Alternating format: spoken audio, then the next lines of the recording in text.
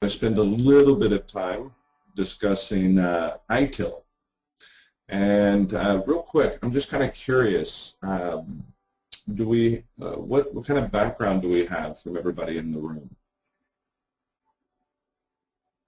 Just out of curiosity.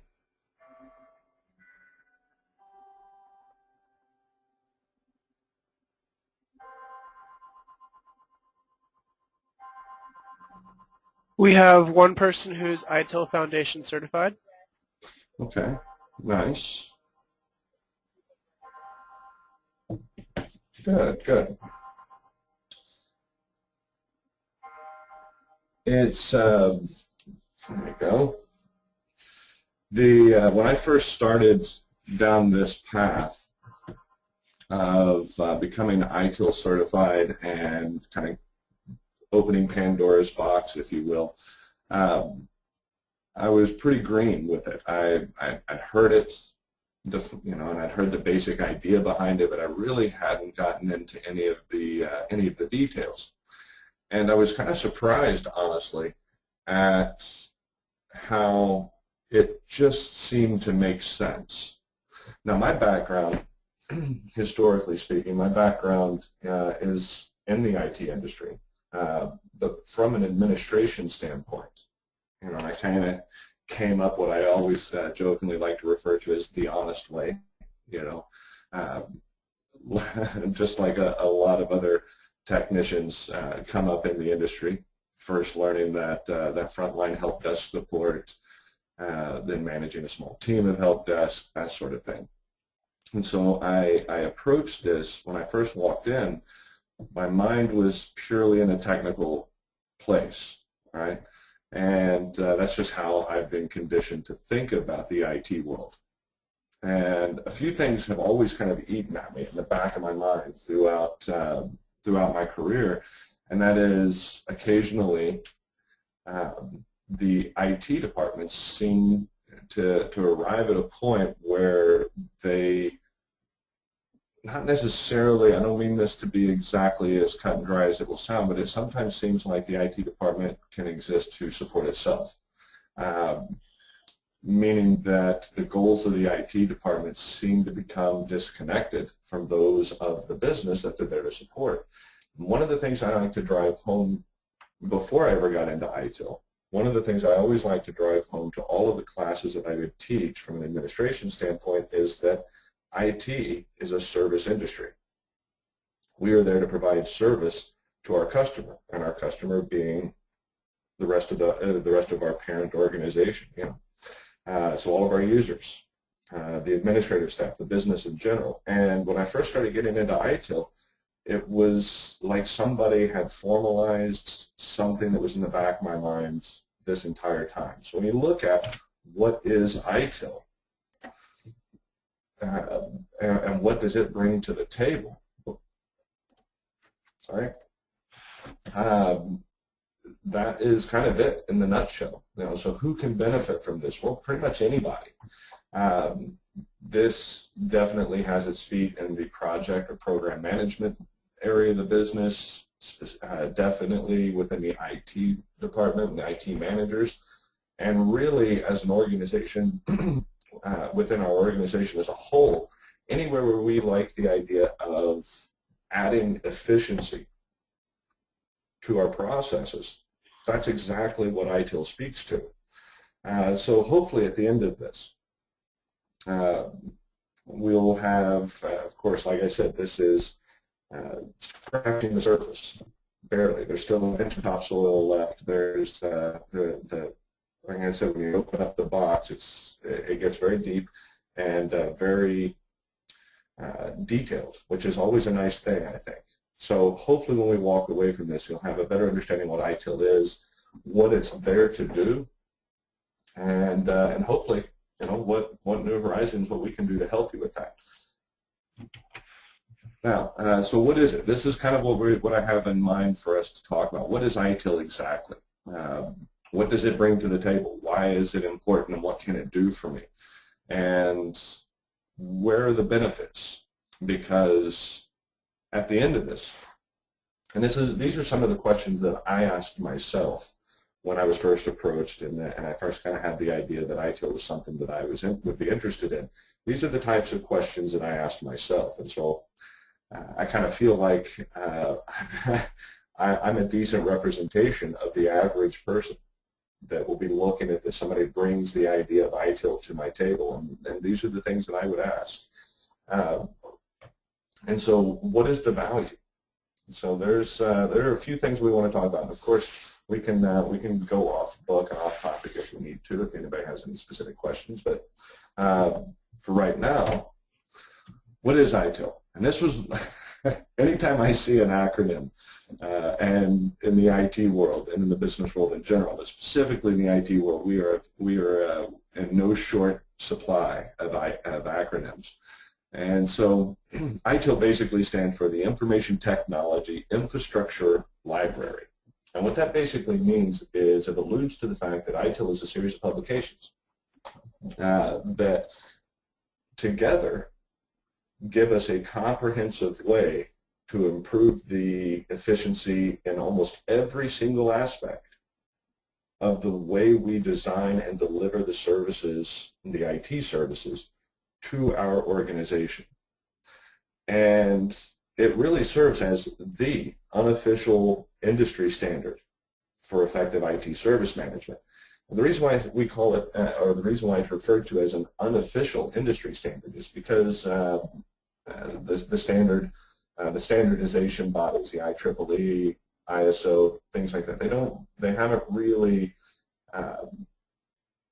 adopted this 100% as a standard, but this is something that was developed in the 1980s within the UK as a way to attempt to standardize the IT services that are being developed at an alarming rate. You know, and the idea was there's a divergence of technology from the business, and we wanted to try to make sure that there was a way to keep kind of everything in line and kind of keep us all marching to the same drum. And so that's essentially what ITIL is. It's just a way to formalize a set of processes that allow us to maintain that business alignment. It's a way to make sure that even when business alignment, the needs of the business are aligned with the services that IT are providing, that we're doing so in the most efficient, effective way possible. Now, it details how each aspect of IT service management can be implemented or how we can better improve it so that we can serve the needs of an individual organization. And it is broken down into 5 categories. The service strategy, service design, transition, service operation, and then the overall idea of continual service improvement.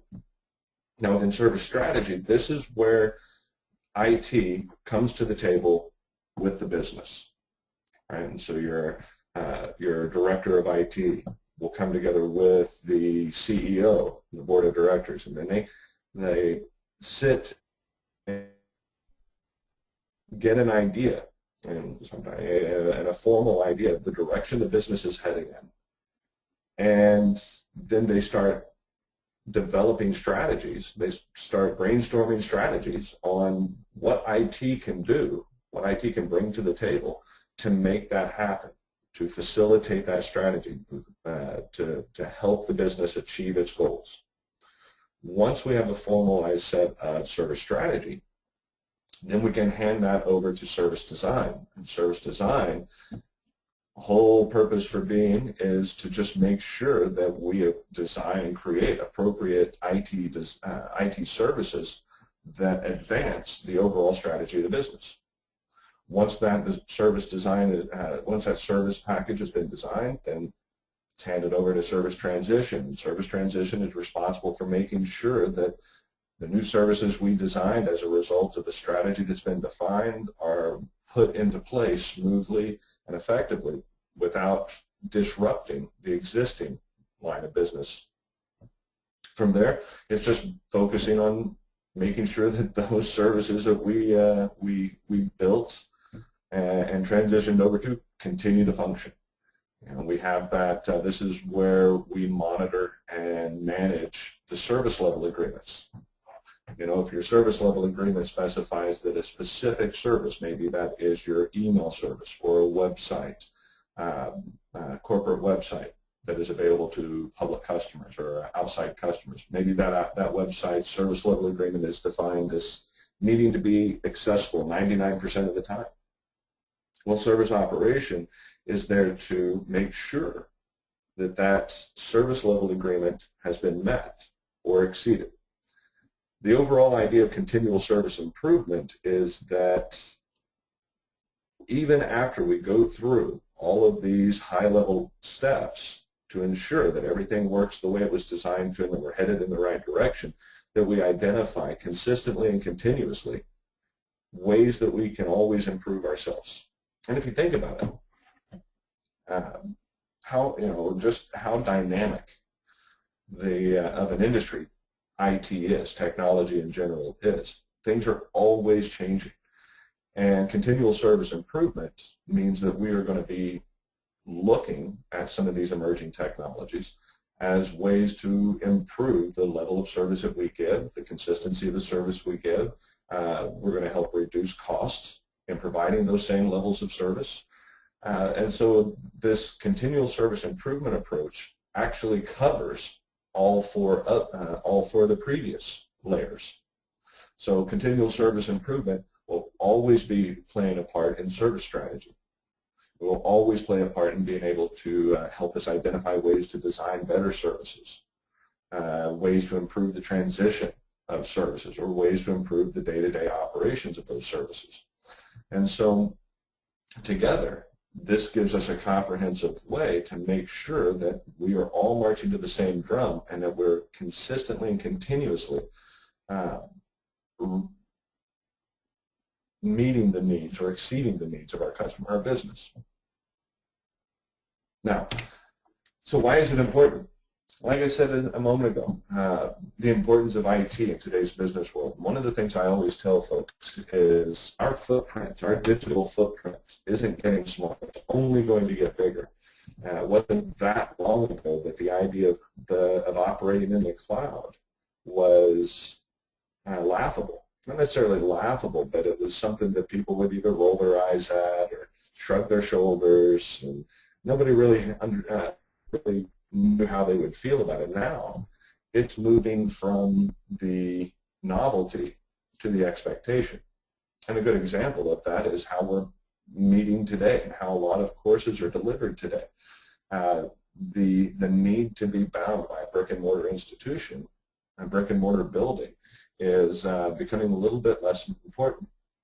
And so because of this constant evolution of new technology, we need to have a way in the business world to maintain relevance, to constantly meet the new demands. If we don't have a mechanism, we don't have an eye to that future horizon, then it gives competitors an opportunity to infiltrate into the market share. And so the whole idea behind ITIL is to align the functions of the business, or the functions of your individual IT department, with the needs of the individual business. And the kind of nice thing about this is that it's descriptive. It's not exactly prescriptive, which means that it's not all that rigid.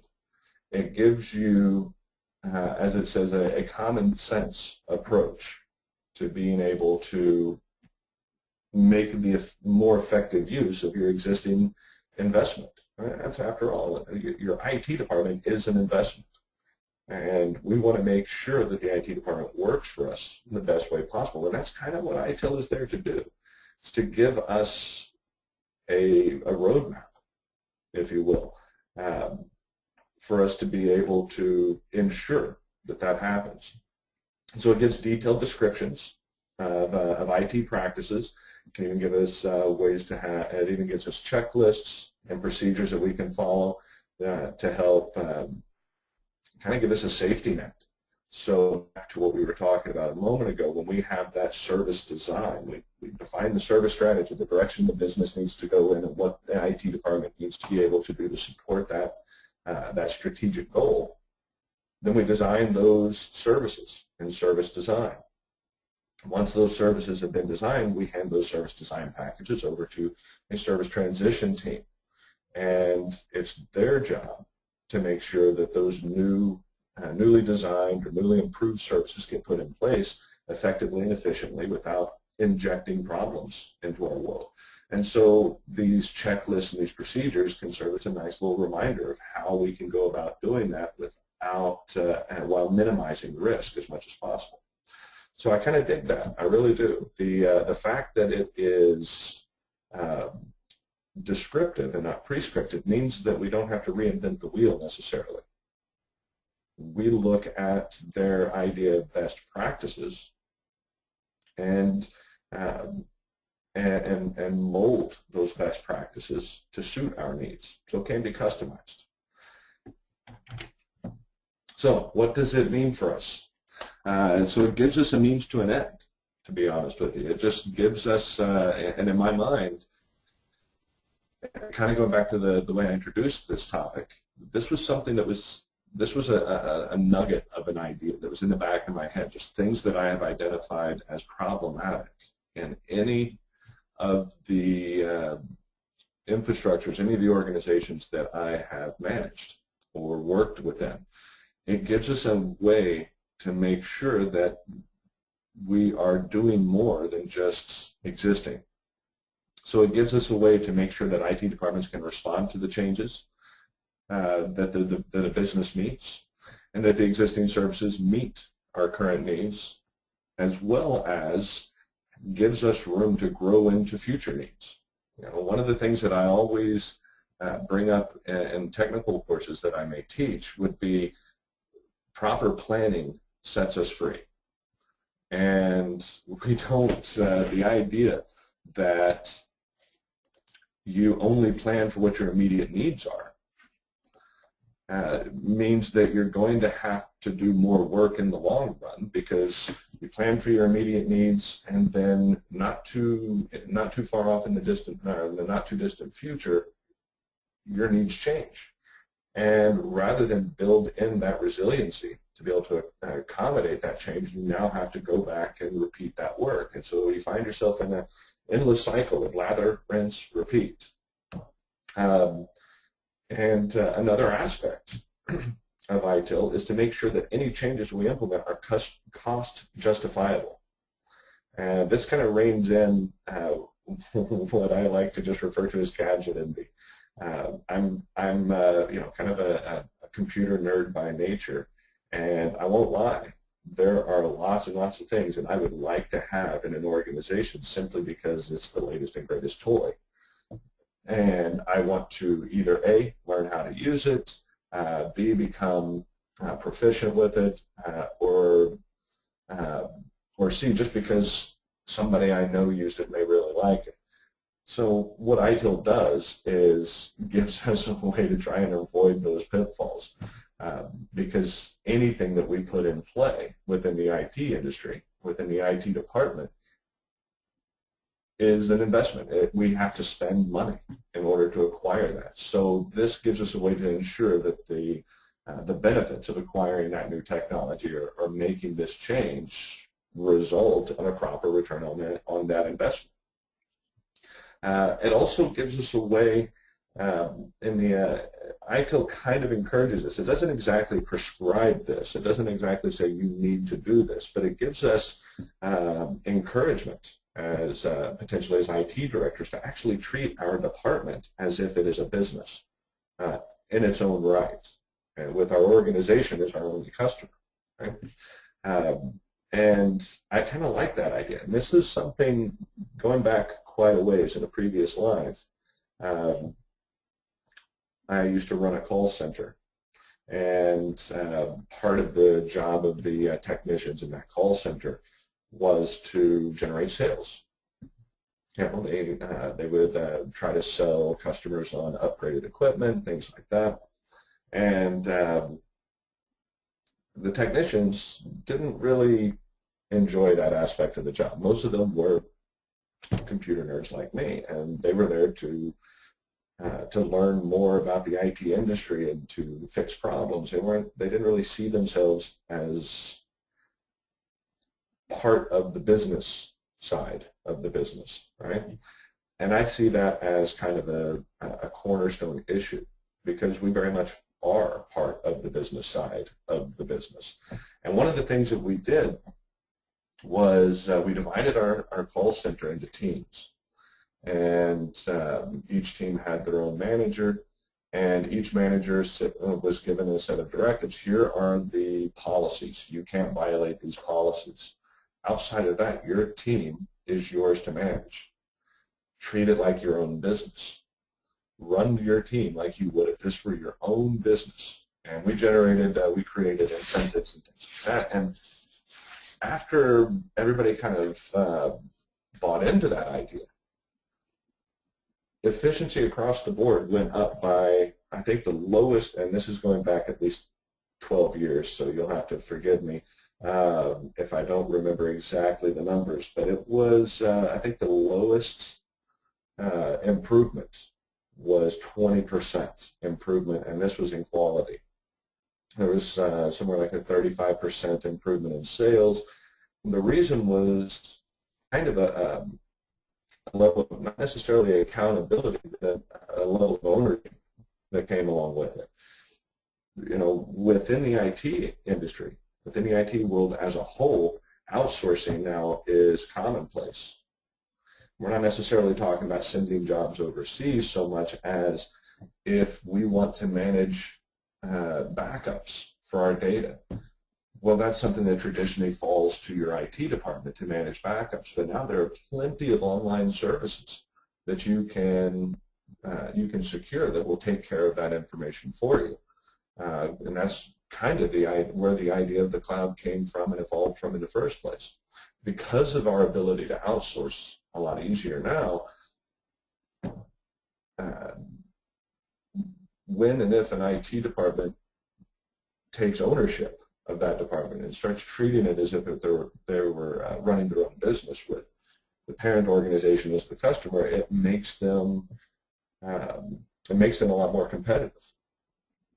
So ITIL gives us a way to look at that and a way to treat the IT department so that it is always there to take care of the business first and itself second. Now, it encourages managers to run the department like a business with your own organization as its customer, like we said. So where does the real value of ITIL come from? Really, the real value comes in a lot more areas than I can easily put into this into a couple of slides. But some of the high points is it helps reduce your total cost of ownership, and it does that by making sure that we have better resource utilization. This is part of that efficiency and effectiveness that we were talking about earlier. This gives us a way, ITIL gives us a way that before we go out and purchase new equipment, we get a real idea of what the level of utilization already is. And we identify ways that we can possibly consolidate resources so that we can either free up a server to be able to support an additional service, or that we can justify the reason why we need to make a purchase, make an acquisition. It also identifies our target profile, our risk profile, and help us reduce or in some cases eliminate exposure to those risks. I'm going to say, not all risk can be eliminated. So we can either reduce our exposure, eliminate the risk in some cases, or in those cases where a specific type of risk is just part and parcel of kind of the nature of the beast, it gives us a way to mitigate the impact that potential risk could have on our organization by implementing contingency plans. So it can also give us better measurements, and through those better measurements, better adherence to service level agreements. Can help reduce incidents, reduce support costs, reduce downtime, increase first call resolution, as we like to call it. So we want to increase the rates at which issues that are brought to your help desk or to your IT department are resolved the very first time. Now, before we get into questions, there are a couple of things that I wanted to kind of summarize. Now, there's a few organizations out there that kind of pay attention to who has adopted ITIL, how ITIL is adopted. Companies like Procter & Gamble. Procter & Gamble went through a process of implementing ITIL several years ago, and they had a pretty strict adherence from all the reports that I've read. They've had a pretty strict adherence to the ITIL philosophy. And over a series of 4 years, they reported a cost savings of $500 million. Now, of course, that's over several years, over 4 years, but that's a significant improvement just in and of itself. Does ITIL cost money to implement? It can, absolutely. First off, we need to learn what ITIL is, and we need to learn how to apply it. Then you have to be able to apply that to your situation, to your organization. It's customizable. It's designed to have its own purpose. And so there is a learning curve associated with it. But when you start looking at things in terms of a return on investment, other companies are seeing pretty important returns. Another consulting firm looked at adoption of efficiency processes. So they looked at things like ITIL. They looked at things like COBIT, Lean Six Sigma, ISO 20000, that sort of thing. And they found the vast majority of companies, somewhere in the neighborhood of 80% of the companies that implemented some sort of efficiency process, chose ITIL. So that's one of the things. They say it is the unofficial standard. That's just kind of proof of that aspect of it, because the vast majority of organizations seem to gravitate toward ITIL because of the fact that out of all of them, it seems to have the biggest return on investment. So we can improve resource utilization. You can improve customer satisfaction. If for no other reason, you're going to reduce your downtime. And then when issues come up, because they always are, we can't ever eliminate problems, right? We can't ever eliminate problems. All we can really do, the best thing we can do is set the stage so that if problems happen, we're able to recover from them and return to a normal operating environment as quickly and as effectively and as efficiently as possible. And it's kind of amazing. I owe some of this to my father, my upbringing. I grew up in Oklahoma, and I don't think my dad has ever touched a computer willingly. He's just very old school. And it's funny that the older I get, the smarter he gets, because he drove into my head as a kid growing up. And that's specifically with my car, but overall with pretty much anything I owned. He said, you have to take care of it because it's going to break at some point. Anything with a moving part, any machine is going to break. It's not a matter of if, it's a matter of when. And so the best thing we can do is prepare in advance for that failure. Now, of course, he was talking about things like tires for my car, and shocks or brakes, things like that. Don't spend all your money having fun. Make sure you have something set aside so when you need new tires, it's not an emergency. And as I moved into a professional world, even though my dad is not an IT guy, he's not exactly what we would call tech savvy, that advice has helped me more professionally than I ever thought it would when I was 16. So that's really what ITIL does, is it gives us a way to set the stage so that we can account for as many eventualities as possible. We can uncover opportunities for improvement, and we can uncover opportunities to introduce new services that can make us more competitive in the markets that we're in. So outside of that, that's pretty much all I have as far as ITIL. Like I said, I just want to give you a nice little overview. Does anybody have any questions for me?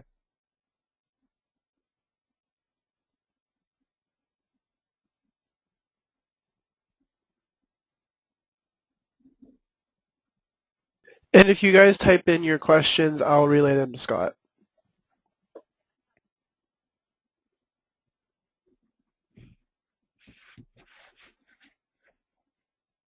We have a question here that says, what do you see as the relationship between ITIL and project management?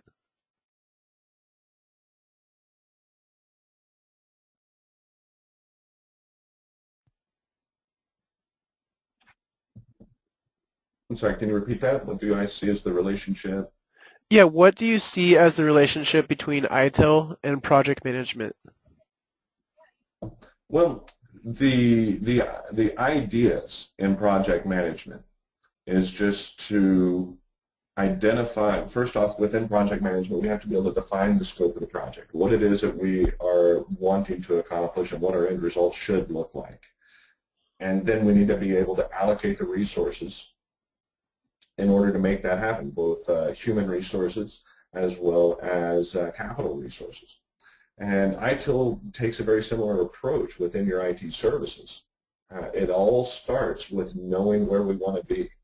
It's the idea of being able to, it's the idea of not really accurately being able to measure your progress until you know where you want to go, what the end result should look like. And in that way, project management and ITIL are similar, because with project management, it's very difficult for you to be able to effectively execute a project successfully unless you have a clear indication of what that end result should look like. I won't go into too many details on here, but in a previous life, I worked for an organization who had a kind of a tendency to suffer from problems that can result from a lack of a clear direction.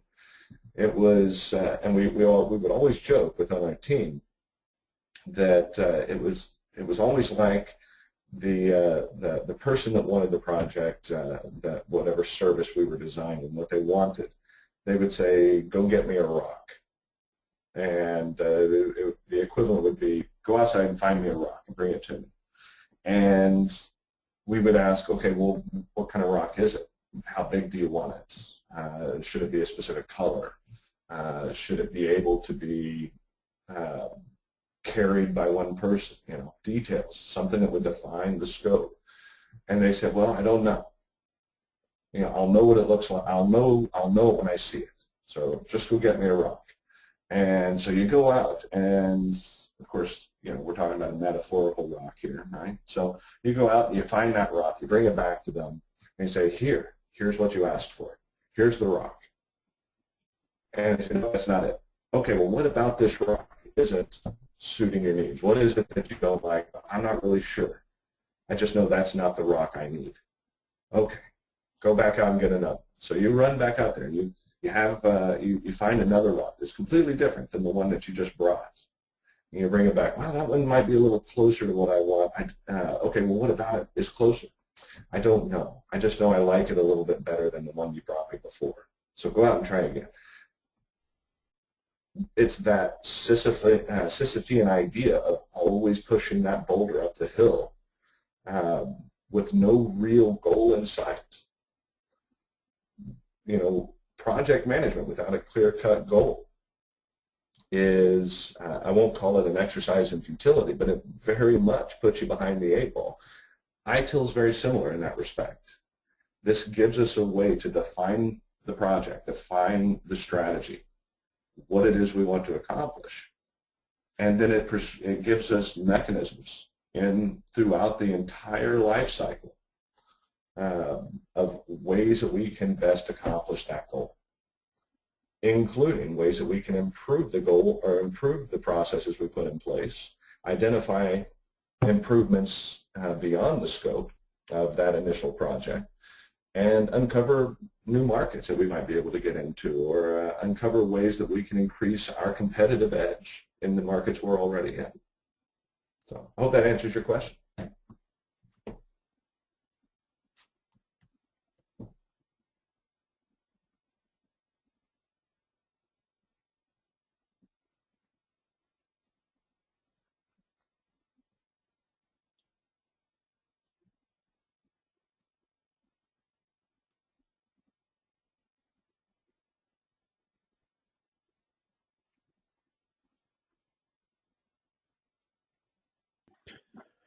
Anybody else? Yeah, I'm not getting any other questions right here. I know that Scott and I will be hanging out for a couple more minutes if there are any more questions, but otherwise, if there's nothing else, then we wanted to say thank you to everyone to showing up, and thank you to Scott. A round of applause for him for his presentation today. And again, if there's anything else, feel free to ask. Scott and myself will be here for a couple more minutes. Otherwise, thank you and have a great day.